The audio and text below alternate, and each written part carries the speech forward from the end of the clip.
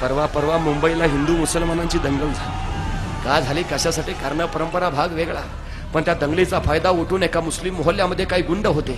त्याच मुस्लिम मोहल्ल्यामध्ये आणि 25 लावण्यखनी युवती होती. देखणी आरसपणी बस बघावं आणि बघतच राहावं इतकी लावण्यखनी. या गुंडांचा त्या युवतीवर डोळा होता. दंगलीच्या कल्लोळाचा फायदा उठवावा आणि या युवतीची आबरू लुटावी असा बेत त्यांनी आखला. आणि दंगल ऐन जोमात असतानाच रात्रीच्या 12-12:30 वाजता काळोख चिरत हे सगळे त्या युवतीच्या घराच्या दिशेनं सरकू लागले. बघता बघता दारावर धडका पडू लागल्या. आतली युवती बावरली, शहरली, घाबरली. खिडकीतनं बघितलं, गुंडा दिसले. इरादा ध्यानी आला. जशी जीवाच्या आकांताने पळत सुटली. मुंबईच्या रस्त्यावर रात्री 12-12:30 बेबानपणे पळते. गुंड पाठलागावर आहे. तिला कळून चुकलं, या गुंडांच्या तावडीत जर सापडलो तर आपल्या आबरूची लखतर इथं रस्त्यावर चांगले जातील. बेभान पळतीये. जीवाच्या आकांताने काळोख चिरत धावतीये. धावता धावता एका बोळात शिरली. बोळातल्या एका घरात तिला उजेड दिसला. दफाप त्या उरानं दारा पुढे आली. दार ठोठावलं. दार उघडलं गेलं. दारात उभा होता ऐन तिशीचा एक हिंदू युवक. दारात मुसलमान युवती पाहिली. त्याला आश्चर्य वाटलं. बाहेर दंगल चालली हिंदू मुसलमानाची. ही मुलगी मुसलमान, मग एका हिंदूच्या दारा पुढे कशी? त्याने विचारलं, काय हवंय?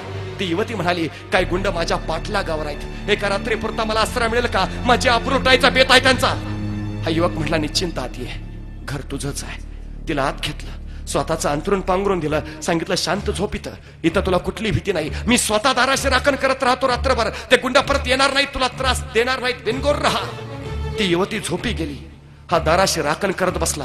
ते गुंड परत येणार नाहीत, त्या युवतीला त्रास देणार नाहीत. पण राखण करता करता डोक्यात विचार आला, बाहेर दंगल चालली हिंदू मुसलमानाची. ही मुलगी मुसलमान, मी हिंदू.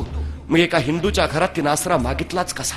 तिला भीती नाही का वाटली? आणि ते गुंड तिची आबरू लुटायच्या उद्देशाने तिच्या पाठलागावर आहेत. मीही घरात एकटाच आहे, मीही तरुण आहे. मनात आणलं तर आता या क्षणी इथंच या युवतीची आबरू मी लुटू शकतो. हिला माझ्या तावडीतनं वाचवणारही कुणी नाही. मग कुठल्या भरोशावर माझ्या घरात तिने चिंत थांबली आहे?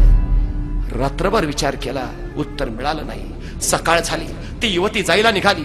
जाताना तिनं आभार मानले. न राहून यानं विचारलं, बाहेर दंगल चालली हिंदू मुसलमानाची. तू मुसलमान, मी हिंदू.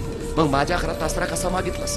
ते गुंड तुझी आबरू लुटायच्या उद्देशाने तुझ्या पाठलागावर होते. पण मी घरात एकटाच आहे, मीही तरुण होतो. मनात आणलं असतं तर रातोरात मीही तुझी आबरू लुटू शकलो असतो. तुला माझ्या तावडीतनं वाचवणारही कुणी नव्हतं. मग कुठल्या भरोशावर माझ्या घरात थांबलीस?